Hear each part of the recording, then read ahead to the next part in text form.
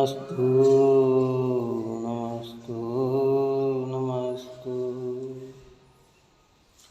मंगलम भगवान वीरो मंगलम गौतमो गणी मंगलम कुंद कुंदाद्यो येन्द्रमस्तु मंगलम। सर्वमंगलमांगल्यं सर्वकल्याणकारकं ज्ञानं सर्वधर्माणां जैनं जयतु शासनं जैनं जयतु शासनं जैनं जयतु शासनं। नमः समये साराय स्वानुभूतिया चकास्ते चित्स्वभावाय भावाय सर्वभावान्तरचिने सर्वभावान्तरचिने सर्वभावान्तरचिने।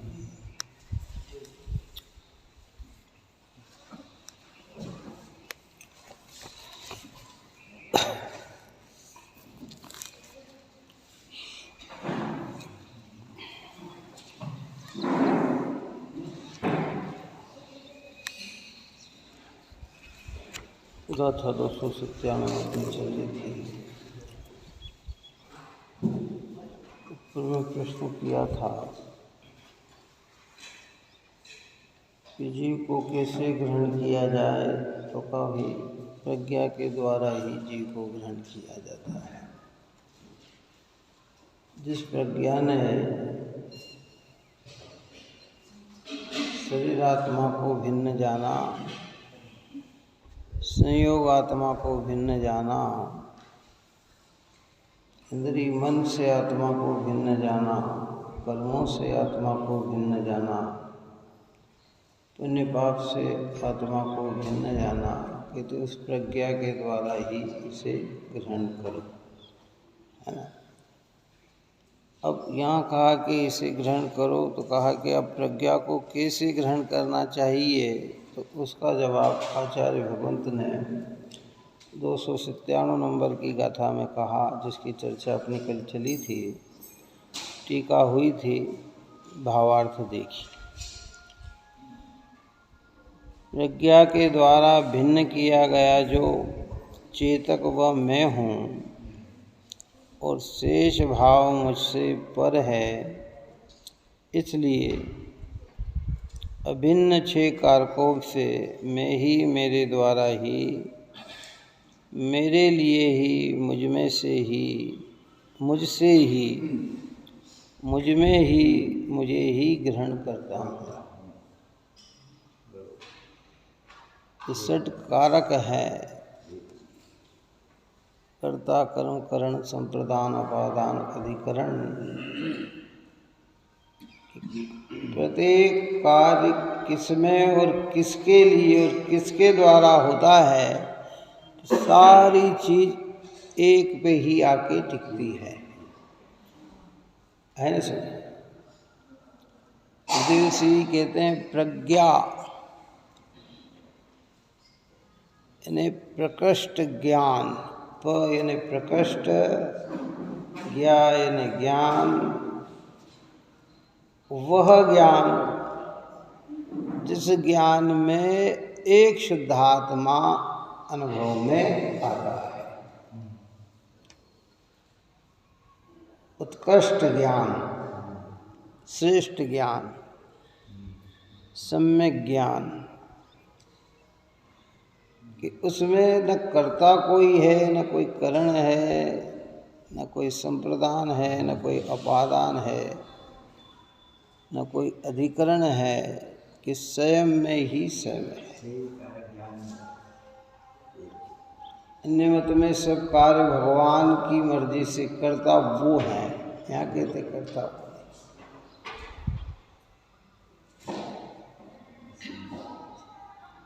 ज्ञान ही कर्ता है ना, प्रज्ञा ही कर्ता, तो करण भी कौन बनेगा कि प्रज्ञा, आत्मा ही। संप्रदान किसके लिए किया जा रहा है कि अपने लिए ही किया जा रहा है, अपने में से किया जा रहा है, अपना ही आधार बनेगा और जो कार्य हुआ वही कर्म है, इस सद कर्म ही, इसलिए किसी अन्य की आवश्यकता ही नहीं। अब इसमें सब घटित करना, कल अपन ने बहुत चर्चा की, पहले भी चर्चा की कि देखो राग करण नहीं बनेगा, परद्रव्य करण नहीं बनेगा, है ना। ये तो निमित्त रूप में चर्चा की जाती है। जब उपयोग में ठहरता है, स्वरूप में लीन रहते हैं, तो ज्ञानी मुनिराजों के बाह्य प्रक्रिया भी सब होती है, लेकिन वो करण नहीं। करण तो कौन है? निजात या, है ना। चाहे अब हौफ पे हम नग्नपने पे आरोप दें, चाहे व्रत तप पे आरोप दें, है ना, चाहे वन गमन पे आरोप दें, ये सब निमित्त की बात है। परमार्थ करण कौन बनेगा? और किसके लिए किया गया? कि अपने लिए किया गया, अपने में से किया गया, अपना ही आधार बना। और जो कार्य हुआ वो किस में हुआ? वो अपने में ही हुआ है। तो ये अभेद फटकारक है। निमित्त रूप से अलग अलग पे आरोप आता है, लेकिन अरे बस जगत की भाषा व्यवहार की है, लेकिन ज्ञानियों की समझ निश्चय की है। काय की है? बोलना पड़ेगा तो पर की ओर से, और समझना पड़ेगा तो स की ओर से। क्या मुनिराज कहाँ रहते हैं? अभी आप और हमसे पूछा जाए, सामान्य भाषा में पूछा है, मुनिराज कहाँ रहते हैं? तो हम कहें अरे मुनिराज जंगल में रहते हैं, शून्याघर में रहते हैं, एकांत में रहते हैं, पर ये कहा है। लेकिन मुनिराज से पूछा जाए कि आप कहाँ रहते हो? क्या है? हमें अगर कोई कहे कोई कहाँ रहते हो मुनिराज, तो हम तो यही जवाब देंगे ना, अरे भाई मुनिराज तो जंगल में रहते हैं भैया।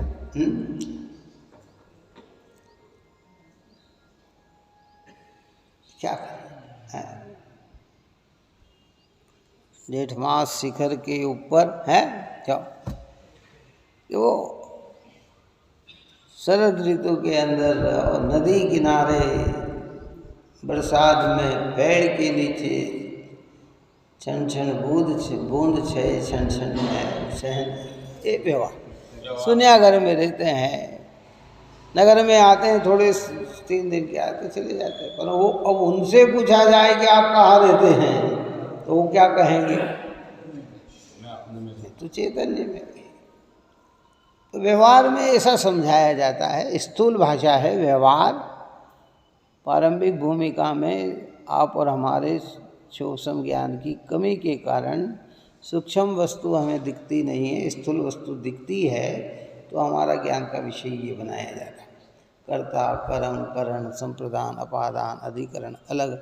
लेकिन जब अभेद कारकों को मुख्य किया जाए तो फिर उसमें इतना भेद नहीं पड़ता है, उसमें तो एक ही है, प्रज्ञा, प्रकृष्ट ज्ञान, उत्कृष्ट ज्ञान, तीक्ष्ण ज्ञान, भेद ज्ञान, भेद विज्ञान, ये सब उसमें समाविष्ट होता है।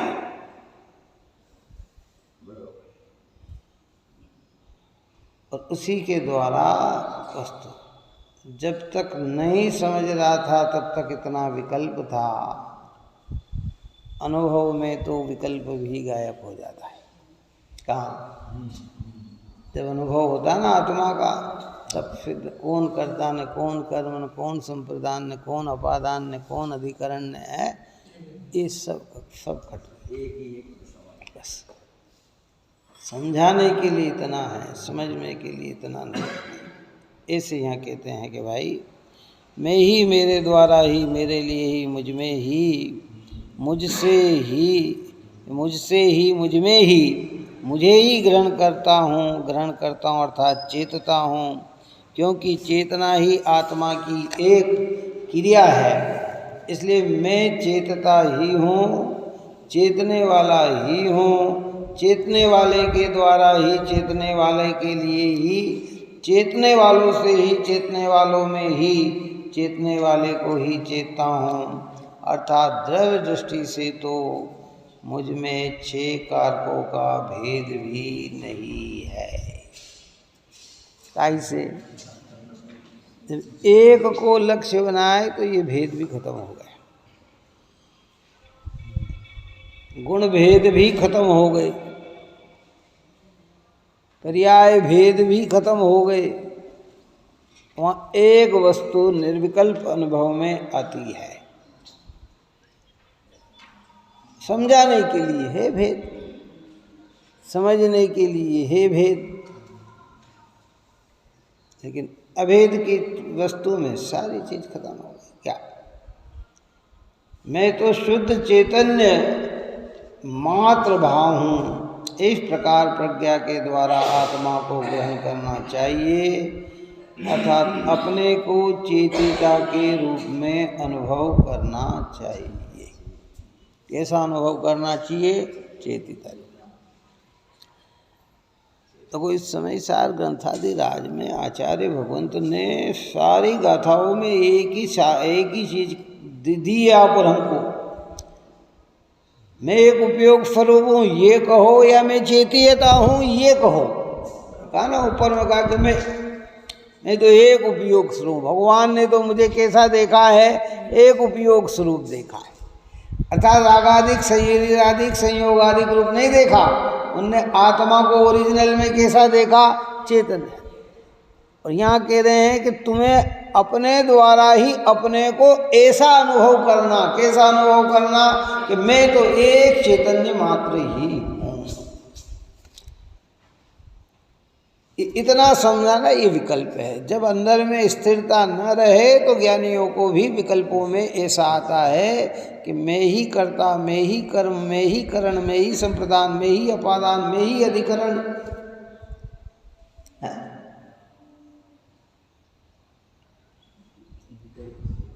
शरीर में नहीं, इंद्रिय में नहीं, मन में नहीं, वाणी में नहीं, इनके द्वारा ये नहीं, इनसे ये होता नहीं, इनके लिए है नहीं, इनमें से होता नहीं, ये आधार बनते नहीं। अच्छा, सब चीज हट जाए तो फिर आत्मा अपना कार्य करता है कि नहीं करता है? क्यों? शरीर हट जाए, मन हट जाए, वाणी हट जाए, कर्म हट जाए, नौकर्म हट जाए, पुण्य पाप हट जाए, तो फिर आत्मा अपना कार्य करेगा कि नहीं करेगा? तो इसका अर्थ कि ये रहते भी आत्मा तो अपना ही कार्य करता है। बहुत ज्यादा ज्ञान बात ही समझ में। ये न रहेगा तो भी आत्मा अपना कार्य करेगा, तो ये है तो भी आत्मा तो अपना ही कार्य कर रहा। भ्रम हमें हो गया कि ये सब कार्य मैं कर रहा हूं। ये नहीं रहेगा तो भी अपना कार्य कर रहा है। जैसे हमारे कहते हैं ना, अरे भैया देखो ये भारत को चलाने वाले प्रधानमंत्री, गृह मंत्री से जो शिक्षा मंत्री है, रक्षा मंत्री, ये नहीं, अरे भैया ये नहीं रहेंगे तो भी भारत तो क्या होगा? चलेगा कि नहीं चलेगा? ये चलेगा। क्या चलेगा? वो तो अपनी जिस रूप में भी चलेगा। सर्गों में तो नीचे नीचे के सर्गों में 2 प्रकार के सर्ग, जो एक कल्पोत्पन्न और एक कल्पातीत है। वहाँ तो इंद्र आदि की व्यवस्था है नीचे नीचे, ऊपर में तो ये भी व्यवस्था नहीं है। कहाँ? तो कहते वहाँ अब नरकों में तो कोई व्यवस्था नहीं है, फिर भी नरक चल रहा है कि नहीं चल रहा है? क्यों? वहाँ कोई इंद्र बैठे हैं क्या? हैं कि कोई संचालन कर रहा है कि तुम ये करो, तुम ये करो? फिर भी वो व्यवस्था उसकी जो है। तो ऐसा ये सब संयोग हट जाएंगे तो भी आत्मा अपना कार्य करेगा। तो आज भी आत्मा अपना ही कार्य कर रहा है। अब भ्रम हमें अलग अलग अलग प्रकार के हो गए हैं, ये भ्रम निवारण जिनवाणी माता करती है हमारा। हमें लग रहा है मेरे बिना ये कैसे होगा, ये कैसे होगा, ये कैसे होगा, नहीं भाई। जब अंदर में सूक्ष्मता में जाएंगे तो भैया राग भी अपने सठ कारक से है, उसका भी कर्ता कर्म करण संप्रदान अपादान अधिकरण अपना है, और चेतन आत्मा का कर्ता कर्म करण संप्रदान अपादान अधिकरण अपना है। एक समय की विकारी पर्याय भी अपने सठ कर्म को लेके प्रकट होती है। क्या कहते हैं गुरुदेव श्री की तो गजब की बात है भाई, क्या। हाँ, इसलिए बहुत गंभीर होकर कहानी आपने कही। एक समय जो पर्याय है वो भी अपने 6 कारक को एक अपने एक समय में लेके आता, अनादि से चल रही है, वस्तु स्वरूप ही है सर। न समझ में आई या हमारी कमियां हैं, वस्तु स्वरूप तो जो है सो है। और जिनने ऐसा वस्तु स्वरूप समझकर अपने में अपने को स्थिर किया, वे आज सिद्धालय में विराजमान है, अरिहंत दशा में विराजमान है। क्यों है? प्राणी मात्र के कल्याणक सबको ऐसा मोक्ष मार्ग बता रहे हैं। वस्तु स्वरूप उसे पता है ये तो जीव ने मैं करा, मैंने किया, मैं कर सकता हूँ, इनमें से किया, उनमें। अरे भाई प्रत्येक कार्य पुद्गल में अगर कार्य हो रहा तो उसके वो सटकारक से हो रहा है ना। एक एक परमाणु में अपना अपना सटकारक अपना अपना है। अपन ने कहा ना अणु अणु की सत्ता स्वतंत्र है, द्रव्य मात्र स्वाधीन सभी, सबकी सीमा न्यारी कही, आदान प्रदान विधान सभी, सबको अपनी सीमा प्यारी, अपना घर ही प्यारा है। अरे विश्व का शांति विधायक यह सिद्धांत निराला है, यह वस्तु की मर्यादा है, यह वस्तु की शान भी। आओ भाई तुम्हें सुनाएगा था तम राम। अणु अणु की सत्ता सत्ता, वो सत्ता है तो उसके अपने सठ कर्म है ना, कार्य है ना, कारक है ना, सठ सठ कारक। ऐसे जीव है तो जीव के सठ कारक है। आत्मा को किससे ग्रहण किया जाए कि प्रज्ञा से किया जाए, दूसरा कारक नहीं बनेगा। ऐसा नहीं कि हम आँख अंदर घुसेड़े और आत्मा पकड़ में आ जाए। कई बार होता ना लोग, मैंने पहले भी कहा था, 2 प्रकार की पोजीशन होती है ध्यान करने वाले। एक ऐसे बैठ जाते हैं और बिल्कुल आँख मीचते हैं, बार बार उनका पूरा जोर आँख पे आता है, काय पे आता है, पूरा शरीर पूरा। तो क्या ये अंदर थोड़ी देख सकती है आत्मा को? जब ज्ञान आत्मा का होगा तो सहज आज्ञा होगी, ऐसी होगी। हमारे अरिहंत परमात्मा है अंतर्मुख मुद्रा, जब स्वरूप में रमण है तो मुद्रा, उन्हें जोर नहीं लगाना पड़ा इसका, क्योंकि आँख पुद्गल को देख सकती है, आत्मा को थोड़ी देख सकती है। किसको देख सकती है? आप पुद्गल को ही देख सकती है ना। लेकिन अगर नहीं सब पूरा ध्यान करो, ये सब सहज हो।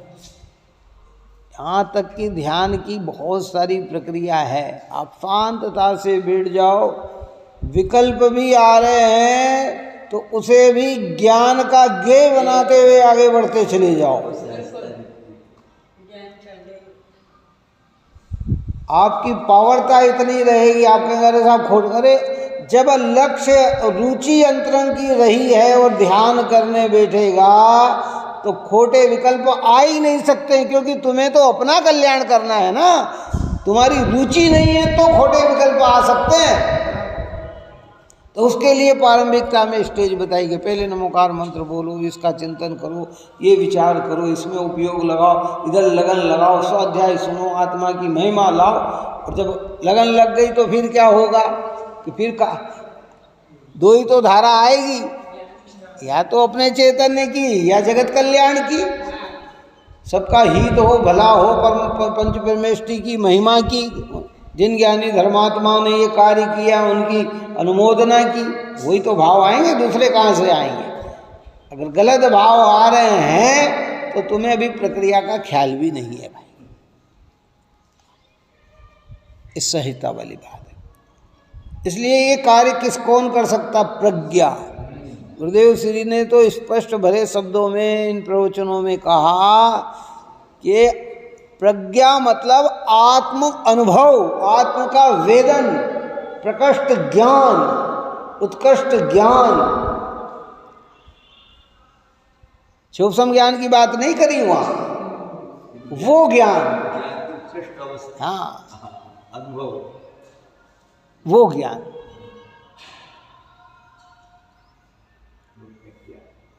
उस ज्ञान की बात है। ठीक है, व्यवहार में सूक्ष्म ज्ञान है, ठीक है, लेकिन हम इसको प्रज्ञा नाम नहीं दे सकते। बात ही समझ में नहीं है। शास्त्रों का ज्ञान हो, बहुत स्तुति याद हो, पूजा याद हो, भजन याद हो, भक्ति याद हो, इसका नाम प्रज्ञा नहीं दे सकते। प्रज्ञा मतलब क्या? तिच्छ, जो विदारण कर दे, दो भिन्न द्रव्यों को भिन्न कर दे, भिन्न जान ले, वो बात है। इसलिए यहाँ कहते हैं कि भाई अथवा द्रव्य दृष्टि से तो मुझ में 6 कारक के भेद भी नहीं है, मैं तो शुद्ध चैतन्य मात्र भाव हूँ। इस प्रकार प्रज्ञा के द्वारा आत्मा को ग्रहण करना चाहिए, अर्थात अपने को चेतिता के रूप में अनुभव करना चाहिए। ये पूरा निचोड़ ला के आपके हमारे सामने रख दिया। क्या अनुभव करना चाहिए? चेतिता रूप, मैं तो जानने देखने वाला हूँ। देखो, भाषा में भी बोल पाएँ तो बोल पाएँ, न बोल पाएँ तो न बोल पाएँ, लेकिन अंदर का अभिप्राय हमारा ऐसा होना चाहिए, है ना। बार बार बोलने की भी ज़रूरत नहीं पड़ेगी इसमें कि मैं चेतिता हूँ, मैं चेतिता, ये तो एक ठीक अच्छा है, अन्य विकल्प की जगह ये विकल्प है, लेकिन विकल्पातीत होना लक्ष्य है, विकल्प करना लक्ष्य नहीं है।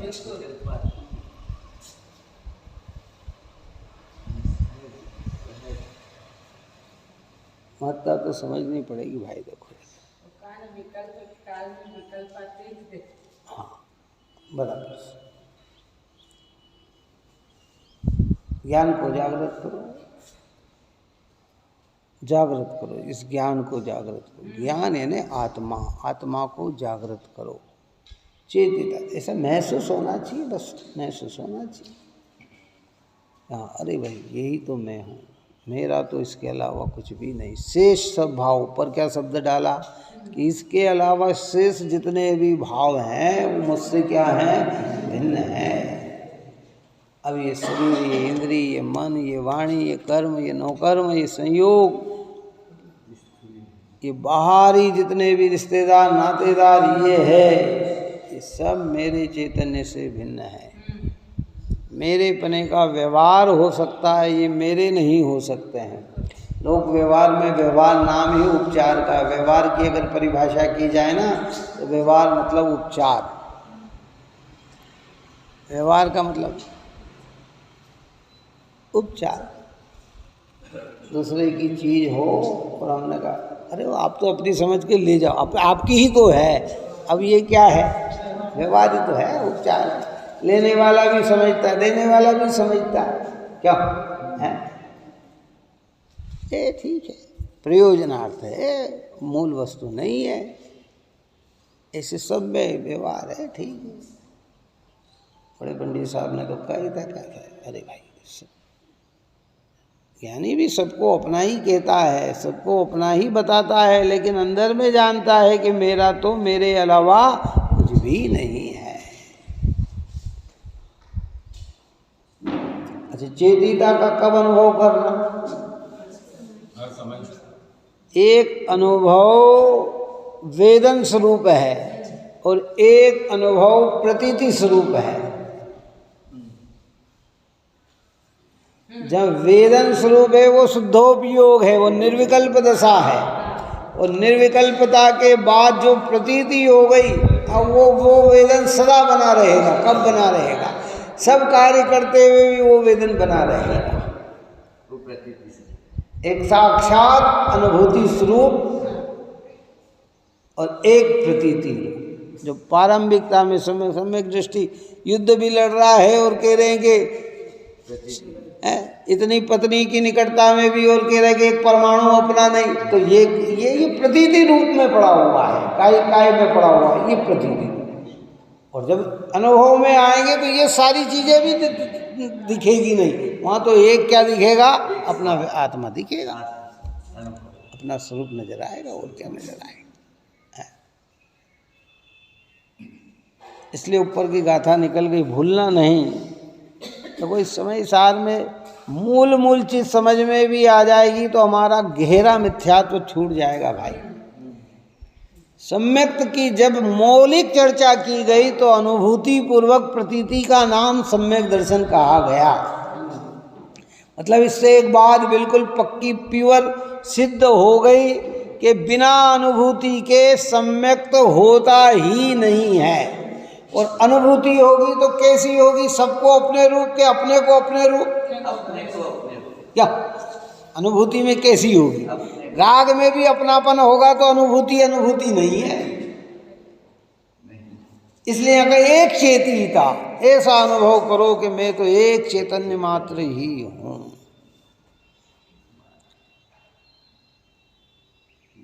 मैं चैतन्य मात्र हूं, चैतन्य मात्र हूं, चैतन्य मात्र हूं। कई लोग कहेंगे साहब ये बार बार कह रहे, भैया अगर तुम्हें इसका लाभ नहीं दिखता तो इसका नुकसान भी क्या है, ये भी तो बताओ। अगर मैं चेतिता का अगर ये हमें है तो इससे कोई लाभ नहीं, तो इससे नुकसान क्या हो रहा है? बाहरी चीज मानने से तो अनेक नुकसान हो सकते, इसको मानने से आपका क्या नुकसान हो रहा है? हमारी कौन सी चीज छूट रही है?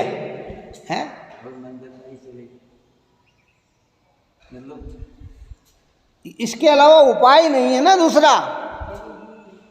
राग में कोटि वर्ष तक भी राग में रहकर राग को अपना मानकर खर्च कर देगा और ज्ञान में अपनापन नहीं आएगा तो मोक्ष मार्ग की शुरुआत नहीं होने वाली, नहीं होने वाली। वस्तु स्वरूप इतना पेना है, समझ हमारी आना चाहिए भाई।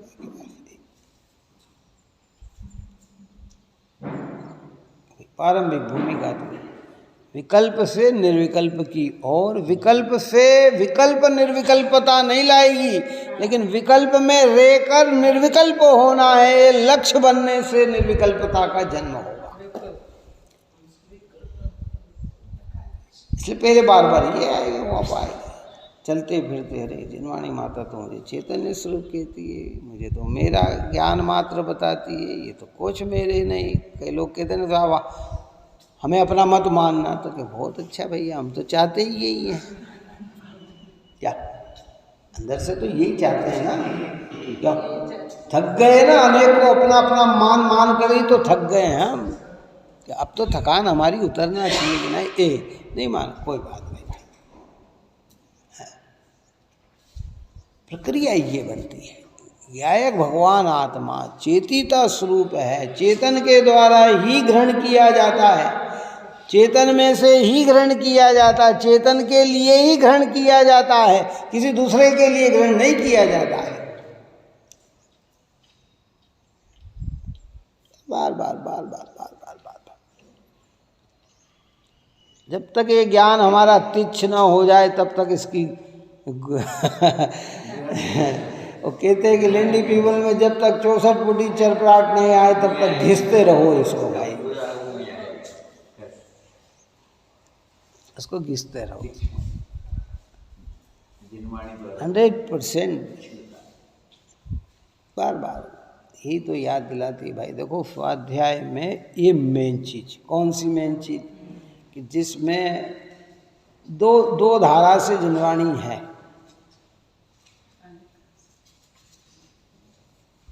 पहली स्थूल धारा है कि जिनवाणी को पढ़कर देव शास्त्र गुरु की महिमा हृदय में जागृत हो जाए,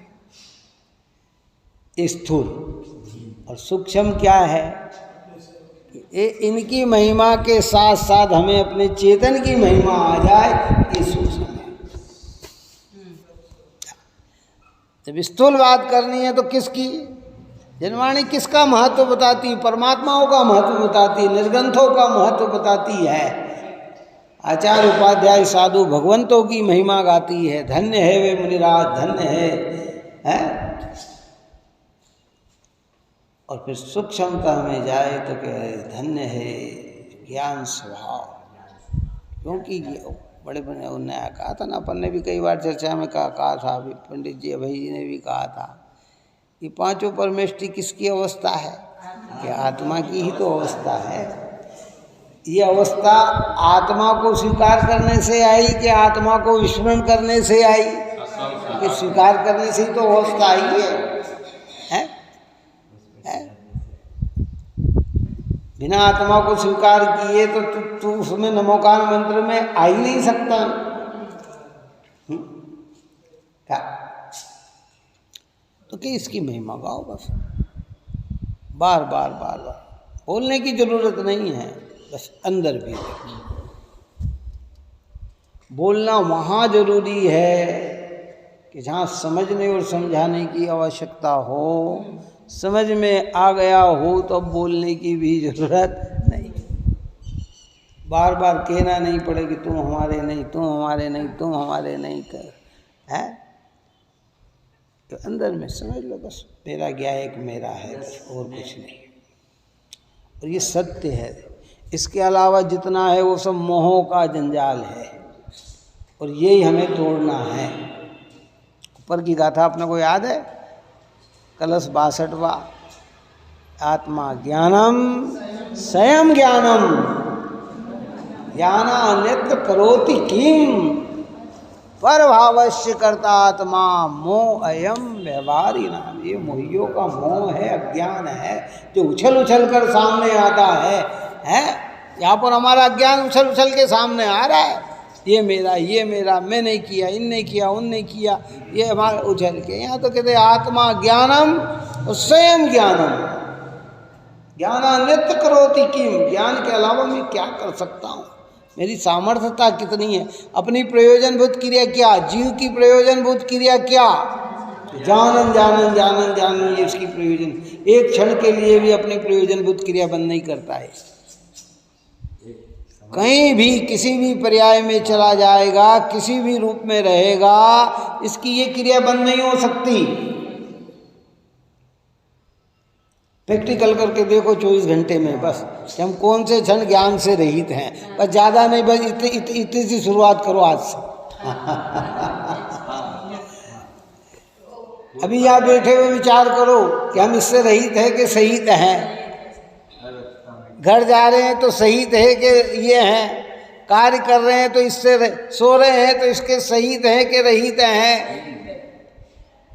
एक समय भी इससे बस नहीं हो रहा, तो मतलब ये मेरी प्रयोजनभूत क्रिया है। यही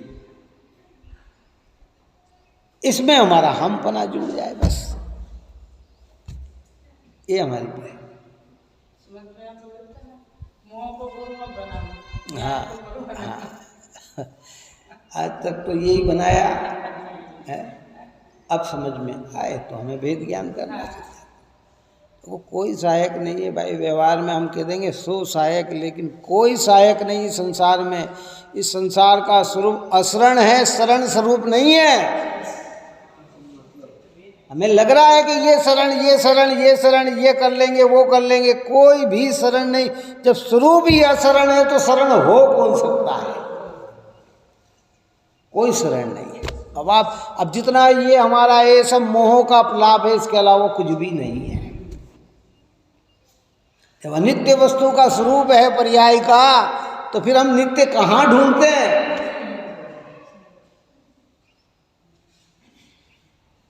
यही भेद ज्ञान है। एक ज्ञान को 24 ही घंटे पक्का सच्चा साथी मेरा कौन, ये मेरा ज्ञान, क्योंकि ये कभी मुझे छोड़ता नहीं है। मैं इसे भूला पर ये अपना स्वभाव कभी इसने छोड़ा नहीं है। धीरे से याद कर ले, बस कर रहे, कार्य कर रहे हैं, लिख रहा ले, कोई लिखने का कार्य कर रहा है तो वो भी कर रहा है, उस समय भी कोई पढ़ने का कार्य कर रहा है तो उस समय भी, खाने का कार्य कर रहा है तो उस समय भी, है लोक व्यवहार की मंत्रणा चल रही है तो उस समय भी मेरा कार्य तो हो रहा है ना। इसी को कहा जैन धर्म में जागृति। क्या कहा? ये जागृति है। अपन कहते हैं दिन रात आत्मा का चिंतन मधु संभाष, 24 घंटे आत्मा का चिंतन मुनिराज। तो क्या चिंतन करते हैं मुनिराज? बार बार ये अरे भाई जो प्रवृत्ति हो रही है इसमें ज्ञान को साक्षी रखते हैं, यही तो चिंतन है ना उनका। पुद्गलों का परिणमन पुद्गल रूप देखते हैं, आत्मा रूप नहीं देखते हैं। शरीर का परिणमन शरीर रूप देखते हैं, आत्मा रूप नहीं देखते हैं। यही तो चिंतन है ना उनका।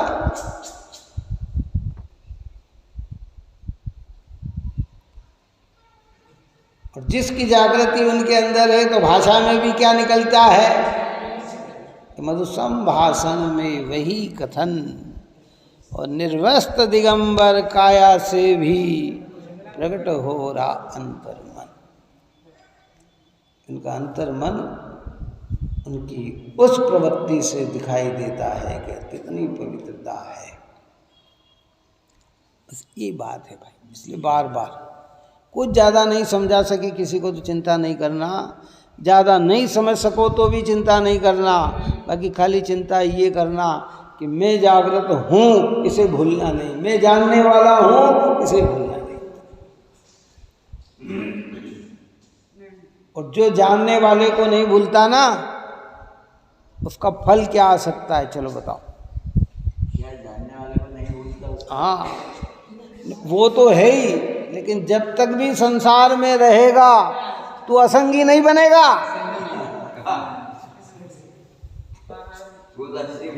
नक्की कितना बड़ा लाभ आ गया। जानने वाला अगर बन गया तो तू असंगी नहीं बनेगा। 60 लाख योनियों से दूर हो जाएगा। 3 इंच भी बना तो संगी पंचेंद्री बनेगा। 60 लाख तक तो असंगी है। कहाँ तक? 1 इंद्री की 52 लाख, 2 इंद्री, 3 इंद्री, 4 इंद्री और पंचेंद्री असंगी की 2-2 लाख। ये 60 लाख तो असंगी पर्याय है। और जानने वाले को भूला तो तेरी योनि ये हो जाएगी।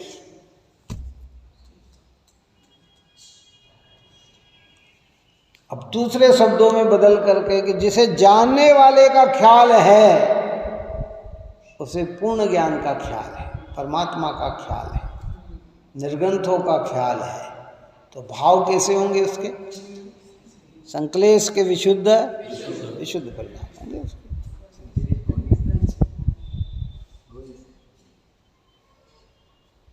सहज प्रवृत्तियाँ है। ये तो कथन में इतना है, ऑटोमेटिक व्यवस्थित व्यवस्था चलती। कौन कहता है कि 60 लाख योनि में नहीं जाएगा? कोई करने जाता है क्या? योग्यता ही प्रमाण है ना उसकी। शर्त तो ये है कि भाई ये चीज प्रकट हुई तो इतनी जगह जाएगा ही नहीं।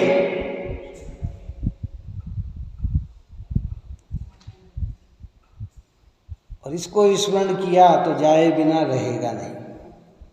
किसको? हो रहा है, पता ही नहीं लगता भाई कहाँ है। संगी पंचेंद्री पर्याय को प्राप्त होकर डिमोशन होकर एकेंद्री में आ जाए, ये कितनी बड़ी हानि है। 1 अरबपति व्यक्ति के करोड़ों रुपए का नुकसान लगकर अरबपति का खत्म होकर लाख रुपए ले जाए तो वो अपने आप में कितना हीन महसूस करता है। यहाँ कहते तो संगी पंचेंद्री की पूंजी खोकर अगर एकेंद्री हो गया तो तेरा कितना बड़ा नुकसान होगा। और वो तो कदाचित तू एक ही पर्याय में वापस कमा लेगा। नुकसान नहीं है। क्यों? चारुदत्त सेठ का दृष्टांत है ना। 56 कोटि दिनार का स्वामी थे चारुदत्त सेठ, हैं पिताजी, हैं। और धार्मिक संस्कारों से युक्त होके देव धर्म गुरु के परम भक्त थे, हैं। वैराग्य भावना हृदय में थी, संसार के प्रति रस नहीं था, शादी करने का विकल्प नहीं था। लेकिन माता पिता ने अपनी योग्यता, क्योंकि हर माता पिता को ये अनुराग रहता है कि मेरा बेटा युवा है तो बहू घर में आ जाए, है। उन्हें इंटरेस्ट नहीं था, तो उसमें बच्चों के प्रति आकर्षित इंटरेस्ट पैदा करने के लिए इतनी बड़ी व्यवस्था करी। और वेश्या की लड़की के चाचा ने उसको वो कराया, उनने देवर से कहा, देवर ने कहा, कोई संसार में मोह में ऐसे ही होता है, तो वो प्रक्रिया हुई और वो 56 कोटि दिनार खत्म हो गई है। और कहाँ फेंका उसको, उनको है। लेकिन फिर भी करके फिर इतना कमा के आ गए, कितने कमा के आ गए हैं। संस्कार फिर लुटेरों ने लूट लिया, ये कर लिया। ठीक, अब तो संसार में रहना उन्हें अच्छा नहीं लगा और एक गायक की आराधना करके परम पद को प्राप्त हो गए हैं। तो पुण्य के उदय में गया हुआ भी आ जाएगा, लेकिन ये डिमोशन अगर हमारा हो गया तो इसके लिए एक उपाय जनवाणी माता ने हमें दे दी है। क्या? हर समय गायक की जागृति रखो। बस मैं चैतन्य गायक भगवान आत्मा हूँ, गायक स्वभाविक हूँ। मुझे प्रभु ने सबसे भिन्न कहा है, मुझे प्रभु ने सबसे अलग कहा है, मुझे बार बार चैतन्य चैतन्य चैतन्य की ही बात कही है। तो मुझे तो इस रूप में ही अपने को स्वीकार करना चाहिए। फिर इसमें क्रम बढ़कर आगे की सारी व्यवस्था आएगी। कौन सी आएगी? उस क्रम में आप इतना तत्काल नहीं ढूंढना कि आज हो तो कल ये हो जाए, न परसों ये हो जाए। अरे भैया, उसमें बहुत बहुत बहुत उग्र पुरुषार्थी हो तो समय की बात है, नहीं उग्र पुरुषार्थी हो तो टाइम भी लगते हैं। जो अपन ने कई दिनों में चर्चा की, तीर्थंकर जैसे जीव को 8-8, 10-10 भाव लग गए, कैसे लग गए हैं। और सम्यक तो कहाँ से प्रारंभ हुआ, वहाँ से। मुक्ति कब गए? 10 भाव बाद गए, लेकिन गए ये निर्धारित है। और गायक का विस्मरण कर दिया तो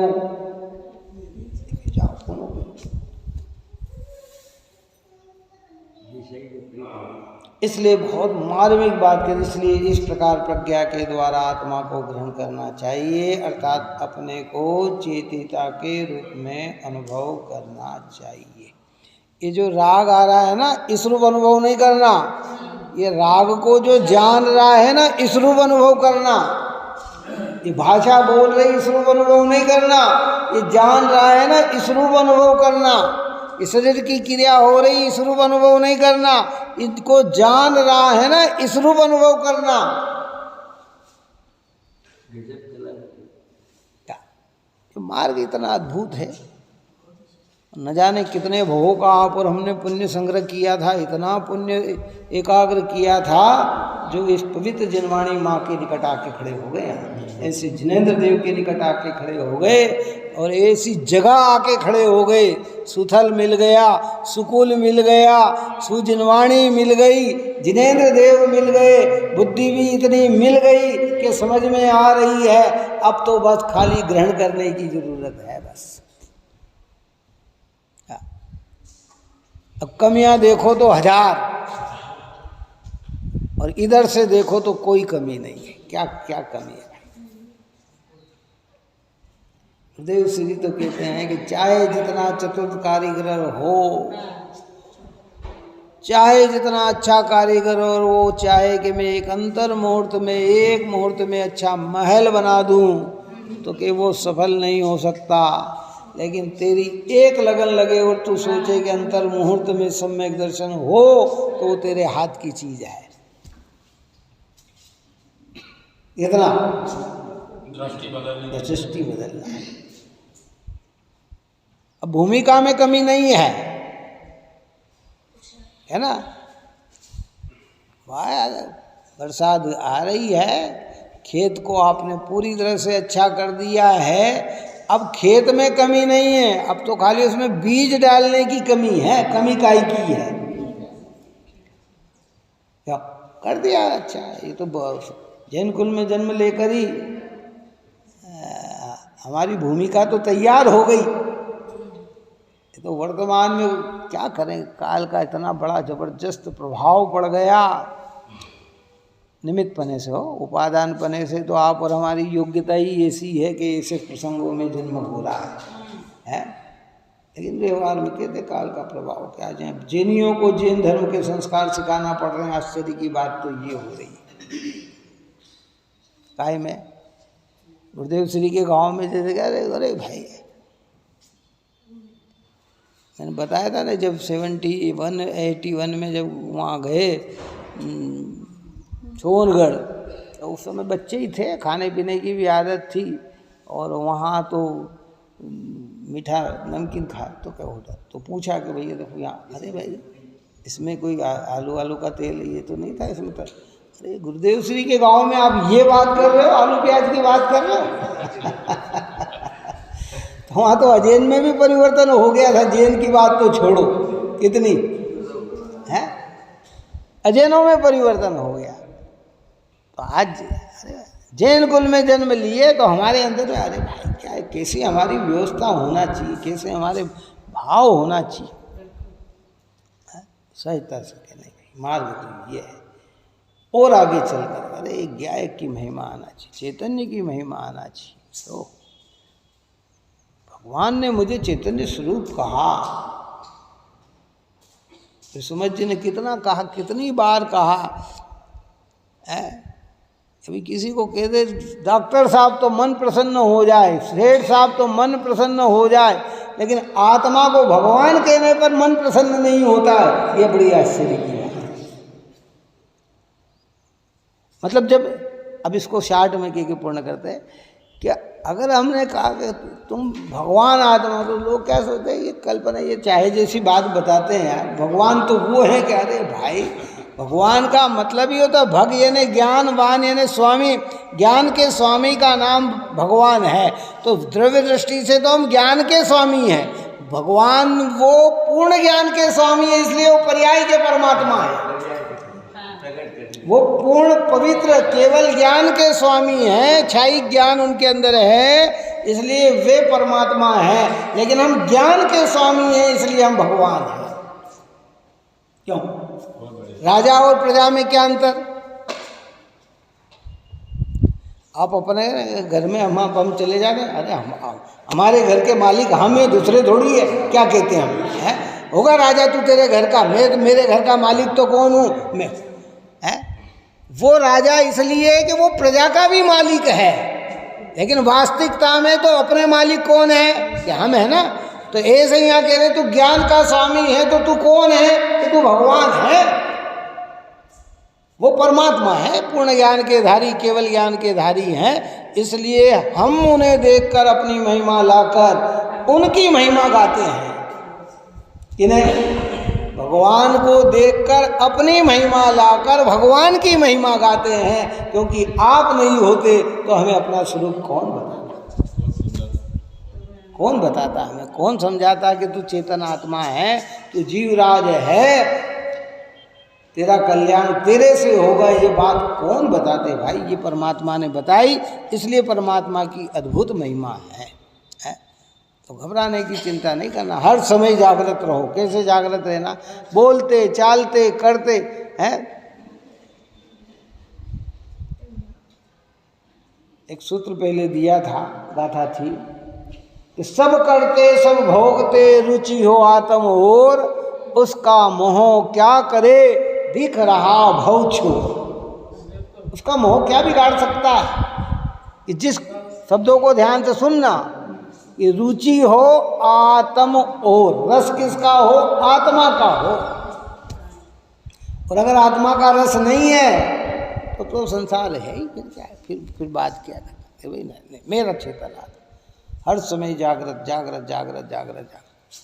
कोई बात नहीं, बीतीता है विसार दे आगे। कोई आज तक नहीं ध्यान दिया, चिंता नहीं करना, अब ध्यान दे दो, बस सीधी सी बात है। जब जागो तब। आज तक ध्यान नहीं दिया, अब ध्यान दे दो कि नहीं, मैं कौन हूँ? कि मैं तो चेतन स्वरूप ही हूँ, मैं तो चेतन स्वरूप। और इस चेतन स्वरूप को देखो व्यक्त वहाँ करना जहाँ उसके अनुकूलता दिखे। कहाँ?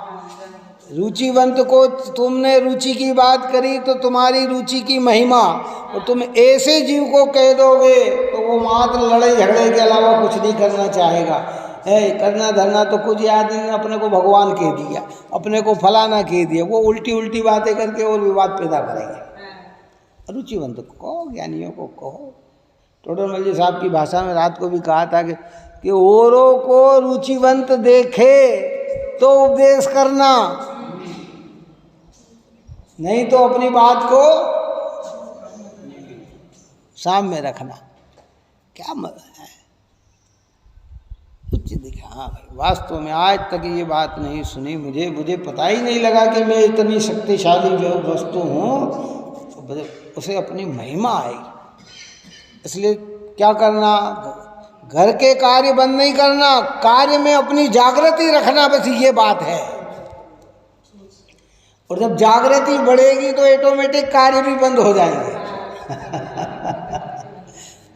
क्या होगा, लेकिन भूमिका में आएंगे, सब आएंगे, आदान भी होगा, प्रदान भी होगा, विधान भी होगा, ये भी होगी, लेकिन जागृति गाय की होगी, अपने गायक की जागृति रखो बस, धीरे धीरे धीरे।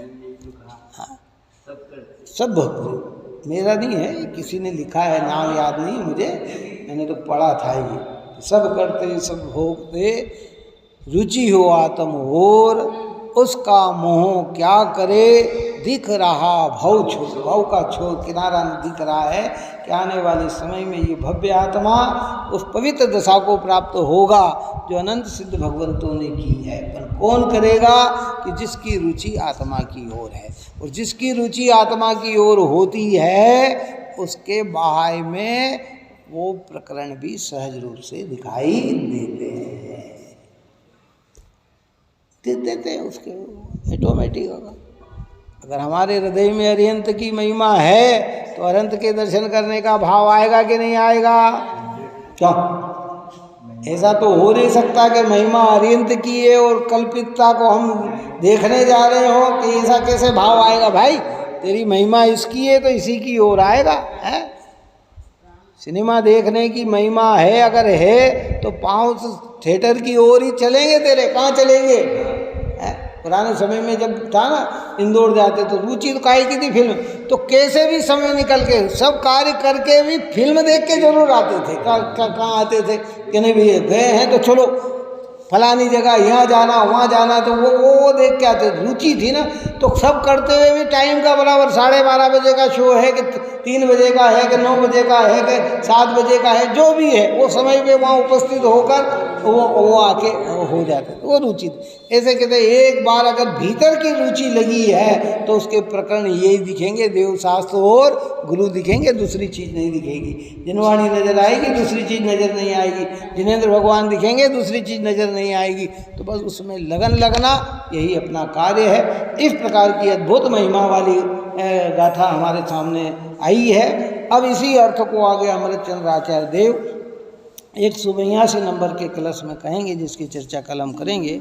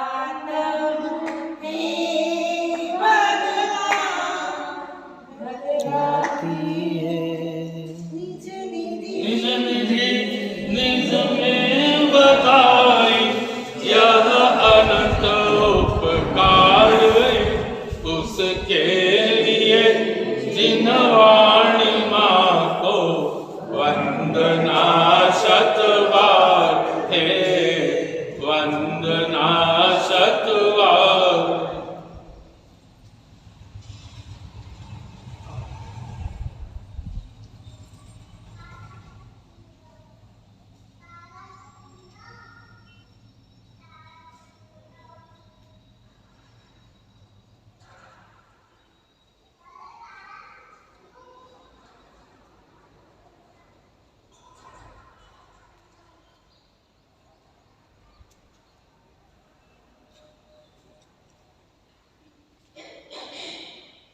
जावणी के ज्ञान से सूझे लो कालो, सो